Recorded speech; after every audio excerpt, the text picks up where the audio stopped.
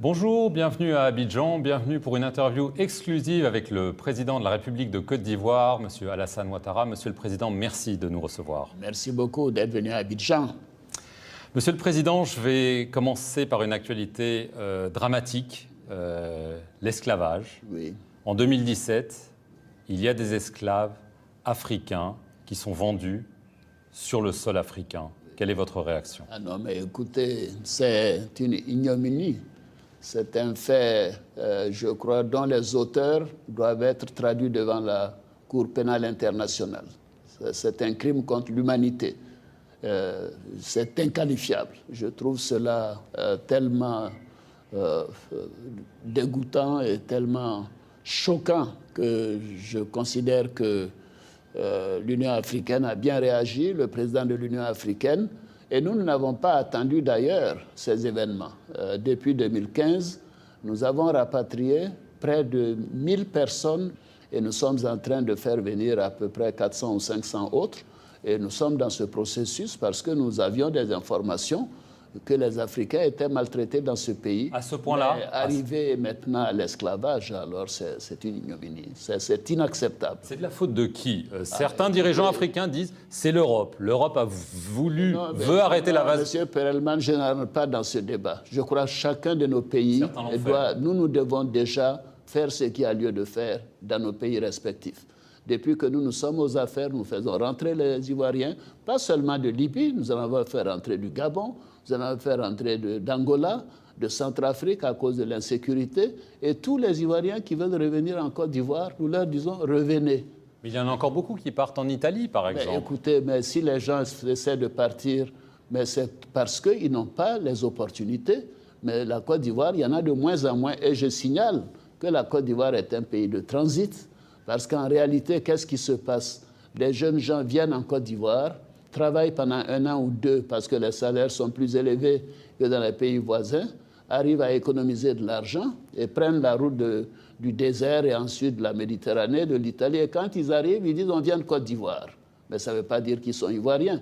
Nous condamnons ce genre de pratique. Mais est-ce que vous dites quand même l'Europe confie à la Libye, qui est un État de non-droit depuis l'intervention occidentale. Je trouve que ce n'est pas mon débat, ça. Est-ce que l'Afrique est responsable? Ça, c'est peut-être l'Union africaine a montré une position que je partage. Maintenant, chaque pays africain doit s'occuper de ses ressortissants. C'est notre première responsabilité. Donc vous prenez une part de responsabilité dans ce drame? Bien évidemment que nous prenons une part de responsabilité. Mais nos concitoyens qui sont allés également ont pris une part de responsabilité. Nous devons faire en sorte que nos ressortissants aient des emplois, que cette jeunesse se sente bien chez elle. Et puis après, on verra comment, avec l'Europe, comment avec la Libye, les autres pays, nous pouvons organiser ce problème. Mais il faut que l'ONU se prononce là-dessus. Et je suis d'accord avec le président Macron, avec le président Alpha Condé. C'est une ignominie, un fait inqualifiable, passible de la Cour pénale internationale. Je suis choqué par cette affaire. Alors, bientôt, à Abidjan va se tenir le 5e sommet Union africaine-Union européenne. Tout à fait. Est-ce que cette question sera à l'ordre du jour et est-ce que vous demandez... Oui, ça c'est évident, c'est évident. Le président de l'Union africaine l'a indiqué. En tant que pays hôte, nous souhaitons que ce soit le cas, mais il ne faut pas que ce soit le seul sujet non plus. Nous avons toute la question de la coopération entre l'Afrique et l'Europe, entre l'Union africaine et l'Union européenne. Ça, c'est quand même au centre des préoccupations. Le thème de notre rencontre, c'est investir dans la jeunesse pour un avenir durable. Et c'est cette jeunesse qui part, c'est cette jeunesse qui part. Donc, il est clair que la migration, ces faits d'esclavage seront donc au centre des discussions. Est-ce que vous attendez des gestes de l'Union européenne? Vous dites qu'elle n'est pas coupable, qu'elle n'est pas responsable. Non, je ne dis pas qu'elle n'est pas coupable, elle n'est pas responsable.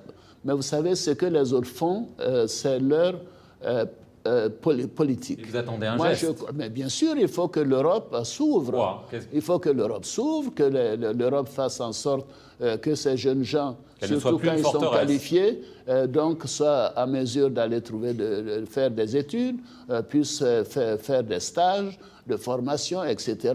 Mais ne pouvons pas considérer que nos problèmes de chômage doivent être réglés par l'Europe, bon sang. Mais nous avons un taux de croissance de 9% par an depuis 5 ans. Nous avons créé près de 2 millions d'emplois. Voici la réponse à ce problème. Notre jeunesse doit avoir du travail dans nos pays. Et nous accueillons 6 millions d'Africains sur notre territoire, sur les 24 millions. C'est montrer donc notre ouverture, mais je ne veux pas être donneur de leçons aux autres pays. Est-ce que vous attendez du concret de ces sommets? On sait que c'est important, c'est évidemment symbolique pour la Côte d'Ivoire qui a tant souffert, mais à part les beaux discours, les belles annonces, qu'est-ce que vous attendez? Écoutez, d'abord, le thème du sommet, investir dans la jeunesse. Donc nous attendons de ce sommet que nous puissions dégager des éléments concrets sur les questions de l'emploi de la jeunesse, la formation de la jeunesse, l'innovation, parce que la jeunesse est très attirée par l'innovation. Qu'on discute entre nous et qu'on trouve des réponses aux questions de paix et de sécurité, ou à l'inverse, le problème du terrorisme. Et je profite de l'occasion pour présenter mes condoléances au président Al-Sisi et au peuple égyptien pour l'attaque terroriste qui vient de se développer. Mais ça, c'est un élément essentiel. Nous avons quand même dans notre région, nous avons le problème du Mali, le Burkina, nous avons quand même le Niger, nous avons Boko Haram, le Tchad, nous avons un certain nombre de pays, ne serait-ce qu'en Afrique de l'Ouest, où ces problèmes sont réels. Dont la Côte d'Ivoire, Monsieur le Président. Bien sûr, la Côte d'Ivoire, l'attaque de Grand Bassam, mais en plus de cela, la question du climat.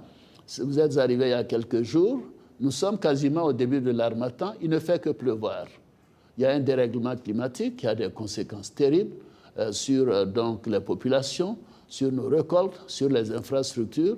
Donc voici des thèmes essentiels dont nous allons discuter. Est-ce que la menace terroriste que vous évoquiez, est-ce qu'il y a eu des attentats déjoués depuis l'attentat de Grand Bassam en Côte d'Ivoire? Est-ce qu'elle est toujours là? Oui, mais n'allons pas effrayer la population en indiquant... Non, lui dire la vérité, c'est important, Monsieur le Président. Nous leur disons de temps en temps qu'il y a eu des attentats, il y a eu des possibilités d'attentats qui ont été déjouées. Depuis l'attentat de Grand Bassam, nous avons investi plus de 150 millions d'euros en équipement, en outils, en matière de renseignement pour pouvoir nous protéger. Nous avons une coopération étroite avec les pays voisins et avec les pays amis. Donc, la menace est là. Bien sûr, ce n'est pas 100% garanti, on le voit partout d'ailleurs. Parce que la situation au Mali se dégrade, il faut être honnête. Oui, c'est vrai, le Mali c'est difficile, nous avons des problèmes également au Burkina, au Niger. Bon, je me suis soulagé de voir qu'au Nigeria, ça va mieux avec les efforts du président Buhari contre Boko Haram. Mais ce n'est pas réglé, mais ça va mieux, ça va mieux. Sur les questions protocolaires de ce sommet, on sait qu'il y a eu une petite dispute sur la présence du Front Polisario là. Le roi du Maroc sera donc bien présent. Mais le roi du Maroc est chez lui en Côte d'Ivoire. Il sera présent, il sera parmi les premiers arrivés ici et nous nous en réjouissons. Ce n'est pas son premier séjour et chaque fois qu'il vient, nous le retenons pendant des semaines. Mais en ce qui concerne la participation, c'est un sommet de l'Union africaine qui invite les membres de l'Union africaine. L'Union européenne invite les membres de l'Union européenne. Je m'arrête là. Je ne veux pas rentrer un membre dans de l'Union africaine qui pourrait aussi poser problème, c'est le président du Soudan, Omar al-Bashir, inculpé pour crimes contre l'humanité par la Cour pénale internationale. Oui, non, le président du Soudan, avec qui je suis en contact, m'a dit qu'il désignait son vice-président pour le remplacer. Donc, il n'y a pas de problème. Donc, parce que ça aurait pu être un problème. Il n'y a pas de problème puisqu'il ne vient pas. Vous lui avez demandé de ne pas venir? Non, je ne lui ai pas demandé. C'est un ami, je le connais depuis le Fonds monétaire international. Et il a compris. Nous avons d'excellentes relations. Il m'a dit, non, mais mon cher ami, mon cher frère, je vous envoie mon vice-président. Le Zimbabwe, Robert Mugabe, 37 ans de règne, il a finalement démissionné contre une immunité, remplacé par son vice-président, Emmerson Mnangagwa. Est-ce que c'est un bon coup d'État? Vous savez, mieux vaut tard que jamais. Le président Mugabe est parti. J'avais indiqué en début de semaine que je considérais qu'il devait être traité avec dignité. Il a décidé de partir et je considère que c'est une bonne chose pour le Zimbabwe et pour le peuple de Zimbabwe. Mais ça reste un coup d'État quand même. Je n'ai pas de qualification à donner. Je considère que le plus important, c'était un dénouement sans violence. Et c'est ce qui s'est passé et je m'en réjouis. Et je m'en félicite. Mais il y a l'avenir. Il faut qu'il y ait des élections. Ah oui, non, mais ça me paraît... Sous supervision internationale, y compris de l'Union africaine. Ça, c'est comment dirais-je, les autorités du Zimbabwe qui doivent décider de cela. S'ils veulent une supervision internationale ou pas, c'est tout de même un pays souverain. Maintenant, il faut des élections transparentes et crédibles. C'est ce qui est le plus important. Et que tous les candidats puissent se présenter et que l'opposition puisse avoir voix au chapitre, à la presse, etc. Et que les choses se déroulent de manière transparente et acceptable par tous. Ça vous choque qu'on ait donné une immunité à Robert Mugabe plutôt? Je ne rentrerai pas dans ce débat. Parce que ça a été un débat, évidemment... Mais c'est le droit zimbabwéen. Si on dit qu'un président qui démissionne a droit à des immunités, mais pourquoi les priver? Pourquoi priver Robert Mugabe de cette immunité, puisqu'il a démissionné? Il pourrait être poursuivi par une justice internationale, par exemple. Mais si la justice internationale estime qu'il y a des faits qui lui sont reprochés, je crois que l'on verra avec le temps. Mais je vous signale qu'il a 93 ans tout de même. Le Togo, là aussi, oui. il y a une crise. Vous avez reçu il y a quelques jours le président Faure Gnassingbé.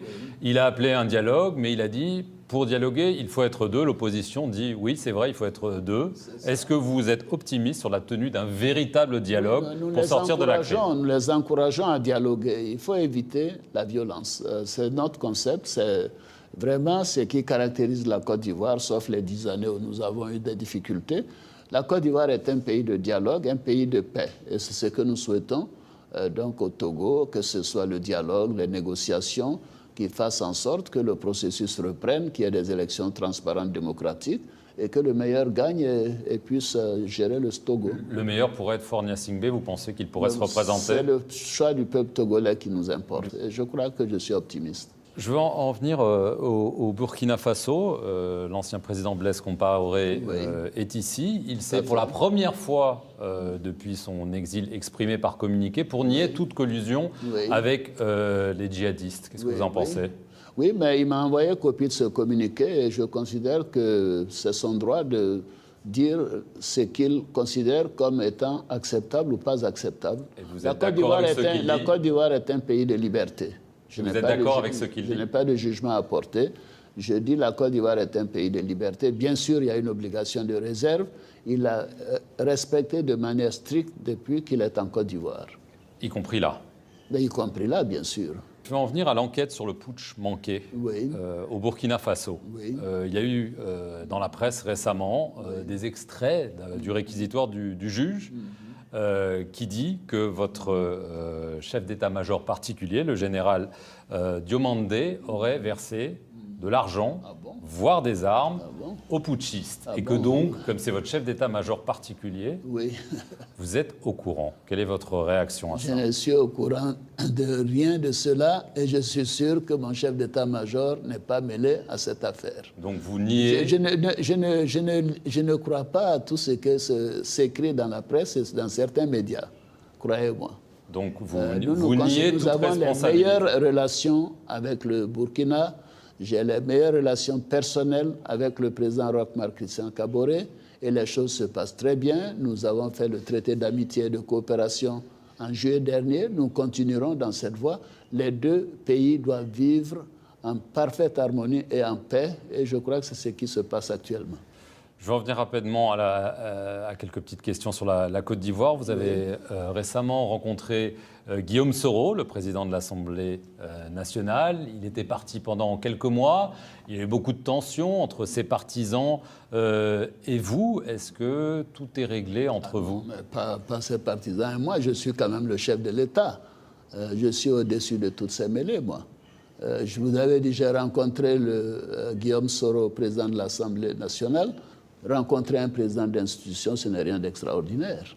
Mais il y a quand même des tensions entre vous. Il y a eu cette cache d'armes trouvée chez son directeur de protocole au moment des mutineries, des accusations peut-être de lien entre lui et les mutins au mois de mai. Je ne crois pas à tout ce que je lis dans la presse. Non, mais là, ce n'est pas la presse, là, c'est quelqu'un qui est emprisonné. La justice est en train de faire son travail. Je suis donc bien placé pour dire que je ne dirai pas un mot sur les dossiers de justice. Donc tout est rentré dans l'ordre. Pourquoi? C'est la question, Monsieur le Président. Ça veut dire qu'il y avait un désordre. Oui. Non, mais écoutez, bon, à ce moment-là, je vous dis, tout est rentré dans l'ordre.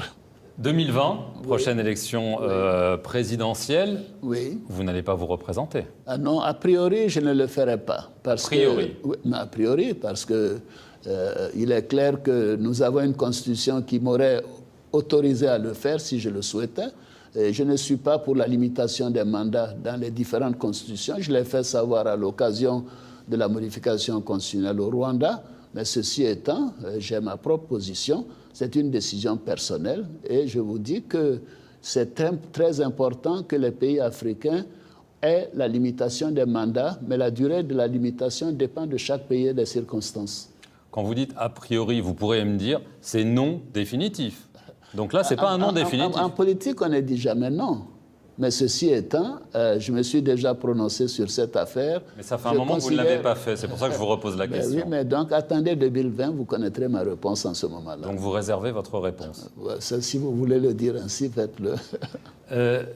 Juste sur la question de la réconciliation, vous avez dit que vous n'enverrez plus d'Ivoiriens à la Cour pénale internationale. Vous maintenez ? Oui, tout à fait, tout à fait. Et je suis de ceux qui pensent que les pays africains qui sont à la CPI, ils sont allés donc de manière libre et volontaire. Et il n'y a pas de raison donc de prendre une décision de l'Union africaine pour les obliger à quitter la Cour pénale internationale. Maintenant, chaque pays prend des décisions souveraines. Et nous, notre décision, c'est que nous n'enverrons plus personne à la Cour pénale internationale parce que notre justice est maintenant à même de juger nos concitoyens. Merci beaucoup, Monsieur le Président, d'avoir répondu à nos questions. Merci. Merci à vous d'avoir regardé cette interview exclusive du Président de la République de Côte d'Ivoire, Alassane Ouattara, depuis Abidjan.